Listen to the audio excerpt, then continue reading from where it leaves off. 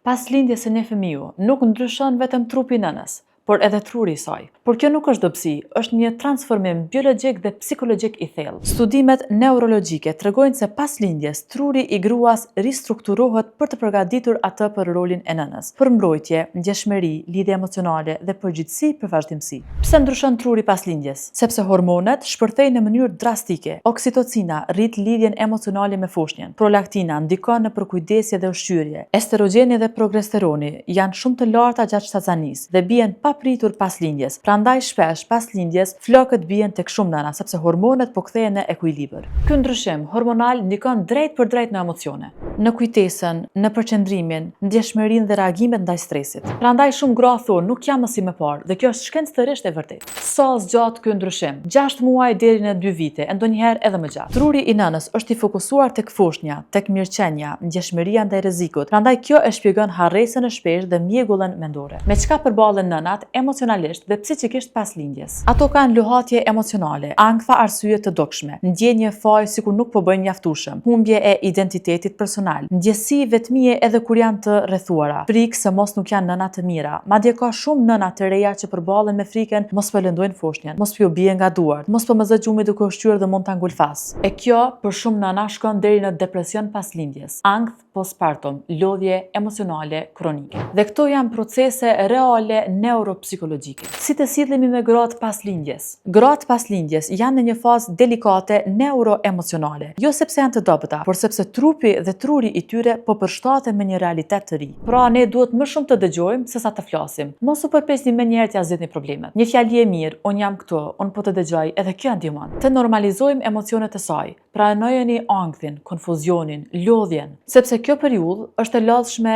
dhe sfiduese edhe për të tjerët, për burrin dhe rrethin e ngushtë familjar. Por nëse duam që foshnjat të jetë mirë dhe nënat të jetë mirë, ne do të jemi aty. Të ofrojmë ndihmë konkrete, jo vetëm me fjalë. Jo më thërë nëse të duhet diçka, por on po e marr fëmijën për pak, ose on po ta përgatis ushqimin, on po e pastroj shtëpinë, sepse ndihma konkrete e ul stresin psikologjik. Dhe gjithsesi, respektoni kufet e saj emocional. Jo çdo grua ka nevojë për biseda, jo çdo grua ka nevojë për vizita. Për hajrat e urimet lërni kur nënat të jetë mirë dhe foshnjat të jetë mirë. Pse duhet të nxitoni në vizita të menjëhershme? Burrat ndoshta edhe nuk e dinë, nuk e kuptojnë, por gratë e kuptojnë mjaft mirë. Gruaja mbas lindjes nuk ka fuqi të pres vizita, pos rrethit të ngushtë familjar që është i domosdoshëm dhe i nevojshëm. Çka nuk duhet të bëjmë ne në raport me një nën pas lindjes? Kur mos jepni leksione një nënë se edhon e kum kalu. Kalojnë vet këtu, krejt nanat lodhen. Filanja i ka bë 3 fëmijë s'po ankohet. Në kohën tonë gratë i kanë bë krejt vet. Ti duhet me ka e lumtur e ki fëmin e shnosh. Çka kishe bën nëse kish pas diçka? Shiko filanën sa shpejt u kthy në formë. Kjo krijon presion trupor dhe turp, sepse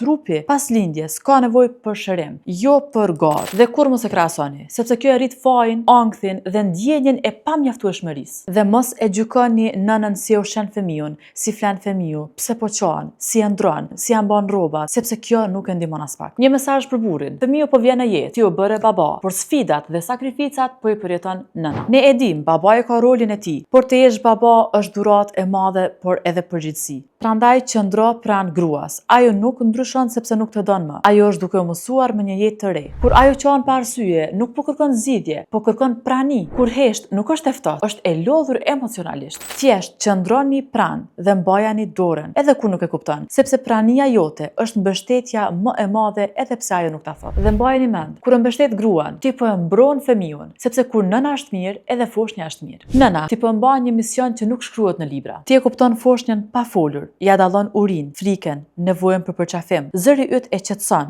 aroma jote e lumturon foshnjën dhe e bën të ndihet sigurt. Kur të tjerët ja dëgjojnë të qarëm, t'ia sheh thirrjen, mos dyshon në veten tënde. Instinkti yt është urtësi e lashtë, sepse foshnja para se të mësoj të flas, ajo mëson të ndjej. E këtë gjuhë vetëm nëna di ta flas dhe ta kuptoj.